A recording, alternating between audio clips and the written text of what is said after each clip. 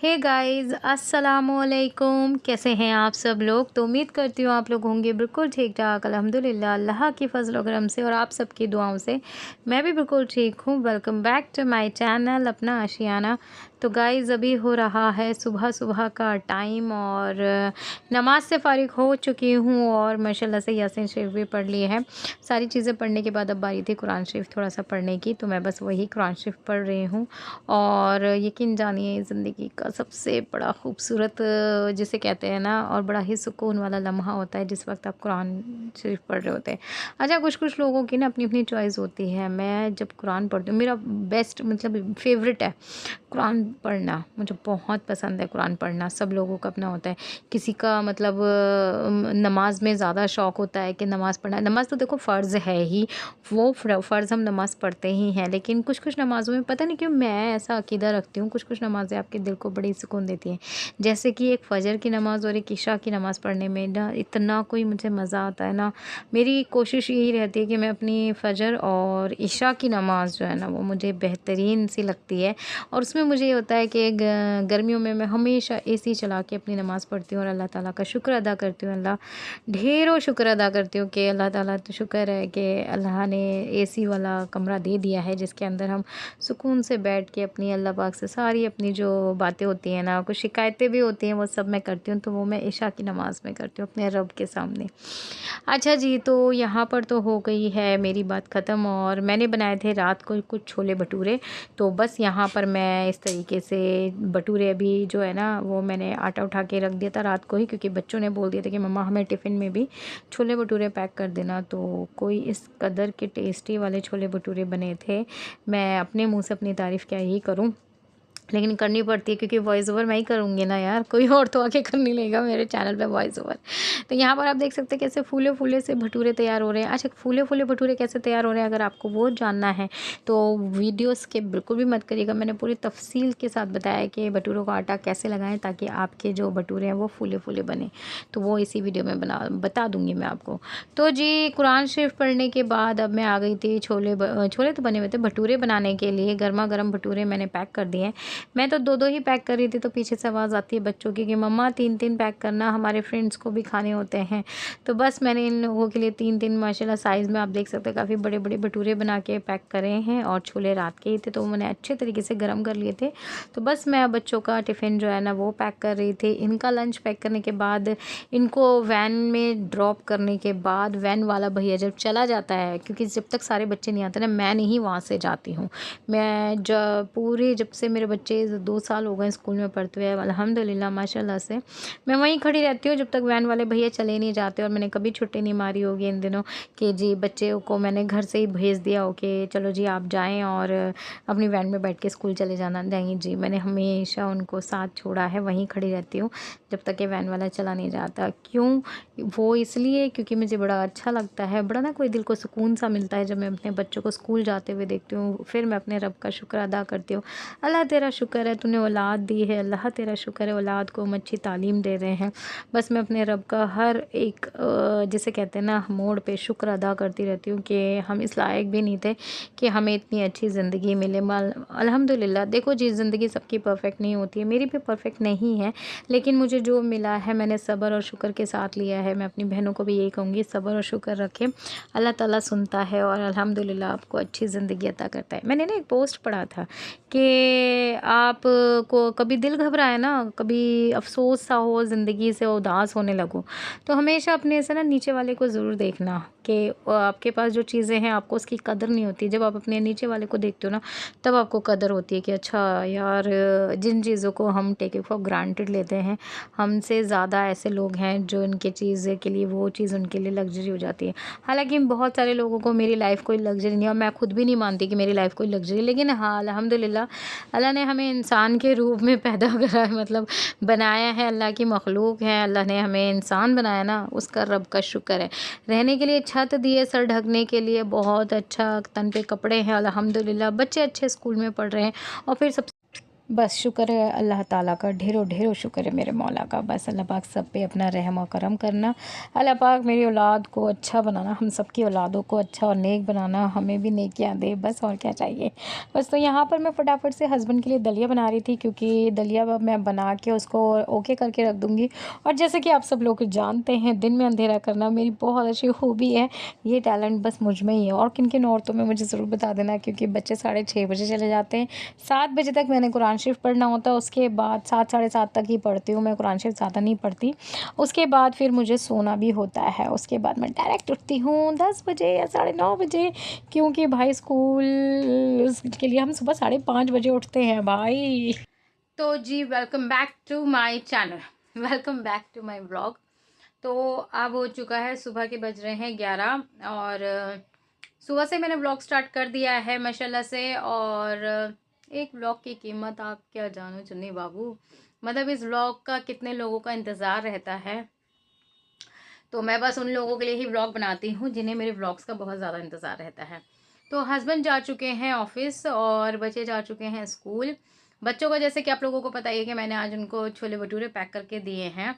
और इसके अंदर ना मैं कोई कोई क्लिपिंग लगा दूंगी। कल रात को भी मैंने छोले भटूरे बनाए थे, लेकिन पता है क्या हुआ, जैसे ही मैं भटूरे तलने लगी ना, उससे ही टाइम पे हमारा जो एग्जॉस्ट फैन है ना वो ख़राब हो गया। और भाई साहब को इतना शदीद धुआं हुआ है ना घर के अंदर, इतना कोई धुआं, मतलब हलक तक चला गया था वो धुआं मेरे को। और धुआं तो सचमुच में मेरे से बर्दाश्त ही नहीं होता, बिल्कुल भी नहीं बर्दाश्त होता। तो बस फिर मैंने क्या किया, फटाफट से भटूरे छोले जो बनाने थे वो बनाए हैं और खिलाए हैं। मैंने इतना अच्छा दस्तरखान रेडी किया था, बट उसका कोई भी फ़ोटो कोई भी क्लिप नहीं ले पाई, क्योंकि धुआं ही इतना हुआ था। बस बेचारे खाने वालों का बस अल्लाह ही रहम करे, उन्होंने खा लिया। अफू तो फिर भी जल्दी से खा के ऊपर भाग गई थी। मम्मा जी मुझसे नहीं रुका जरा यहाँ पर, मम्मा जी जब माहौल सही हो जाए ना तब आप मुझे बुला लेना नीचे। मैं ठीक है बेटा आप जाओ। मैंने कोई रात को 10:30 या पौने 11 बजे खाना खाया है, जब एडजस्ट मैंने ठीक करवा लिया। अल्लाह का शुक्र है अब ठीक हो गया है। होता है ना कि अल्लाह परेशानी देता है लेकिन उसका सलूशन भी दे ही देता है। तो बस वो ये कि हमारे सामने इलेक्ट्रिशियन रहता है, जैसे रेंट पे जो रहते हैं, उनका बेटा है इलेक्ट्रिशियन। तो मैं उसको बुला के लेकर मैंने कहा भाई तू एडजस्ट फैन देख, नहीं बन पाएंगे, क्योंकि सुबह मुझे बच्चों को टिफ़िन में पैक करने, तो सुबह इतना धुआंधार मैं कैसे वो बर्दाश्त करूँगी, और फिर हस्बैंड भी सो रहे होते हैं। तो बस वो आके करके गया। और इस तरीके से छोले भटूरे थोड़ी बहुत क्लिप ली होगी रात को, अदरवाइज नहीं। हाँ लेकिन छोले जो है ना, मैंने फुल रेसिपी शूट करी है, जो कि मैं आप लोगों के साथ में शेयर कर दूंगी। आगे ही शेयर होगी, मतलब इसके बाद ही शेयर करूंगी। और इतने कोई ज़बरदस्त वाले छोले भटूरे बने थे, इतने कोई ज़बरदस्त वाले छोले भटूरे बने थे। अपने मुंह से अपनी तारीफ़ नहीं कर रही हूँ, लोगों को खिलाएं उसके बाद तारीफ़ कर रही हूँ। और मैंने भटूरे का आटा कैसे लगाना है उसकी भी फुल रेसिपी है, जो कि आप लोग आगे अब देखोगे, मैं अब डालूँगी, ठीक है ना। और बस यही कहना था। हस्बैंड चले गए ऑफिस, बच्चे और स्कूल चले गए हैं। और उसके बाद मेरी जो मॉर्निंग आप लोगों ने देखी थी कि किस तरीके से होती है, माशाल्लाह से अल्लाह का शुक्र है, सब सही है, बेहतरीन है, अल्लाह ने सारी चीज़ें वो करी हैं। अरे मैं पता नहीं टॉपिक से कहाँ भटक गई। मैंने बड़ा अच्छा एक ख़ास टॉपिक सोचा हुआ था जिसके ऊपर मुझे बोलना था, लेकिन खैर कोई बात नहीं, भूल गई तो भूल गई। जब याद आ जाएगा मैं फिर बता दूँगी क्या था क्या नहीं था। लेकिन ये है कि मैं आप लोगों को बताऊँ, सैटरडे कल संडे पड़ गया था, तो संडे वाले दिन मैं मम्मी के घर गई थी। और कोई शाम को 7 बजे आई, मतलब मैं यहाँ से 2 बजे गई, 2:30 बजे गई थी। और कोई 7 बजे तब भी मैं नाज आने नहीं दे रही थी। मम्मी का ये था कि क्यों जा रही हो, घर पे ही खाना खा के जाना।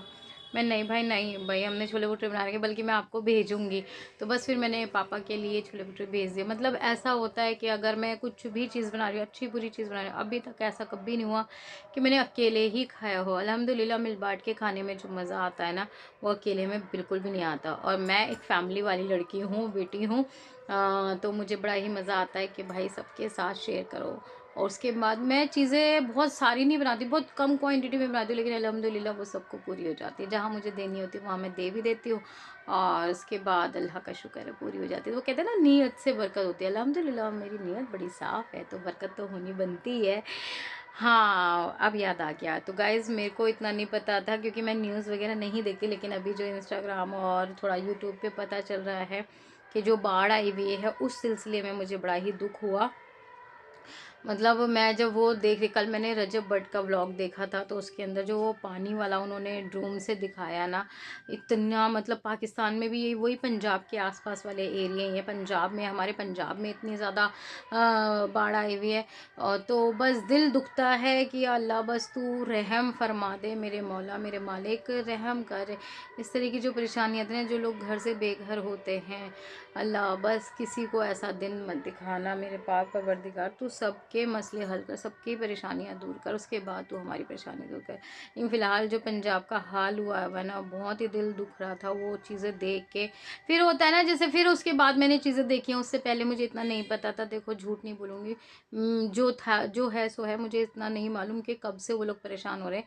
मुझे कल रजब भट्ट का जब मैंने व्लॉग देखा, उसके बाद मुझे पता चला, फिर उसके बाद मैंने भारती सिंह का व्लॉग देखे तो उनमें मुझे पता चला। लेकिन जो सिचुएशन वहाँ की दिखाई गई है ना, वो मैंने बाद में देखी है कि अच्छा इतने ज़्यादा प्रॉब्लम है। एक तो मैंने इंस्टाग्राम पे पोस्ट देखा, वो पता नहीं कहाँ का है कहाँ का नहीं है। एक प्रेग्नेंट औरत सो रही है, उसके साथ एक उसका छोटा बेटा सो रहा है, और उसके बाद उसका हस्बैंड थोड़ा पूरा कीचड़ में सो रहे हैं।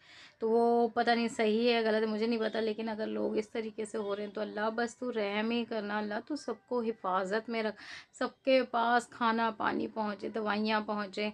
ये एक बहुत बड़ी चीज़ है। बस अल्लाह हमसे अगर कोई गलती हो गई है ना, तो बस उसको माफ़ कर दे, लेकिन इस तरीके की नाराज़गी मत दिखा। अल्लाह की नाराज़गी नहीं झेली जा सकती। अल्लाह तू बस तू रहम कर ले।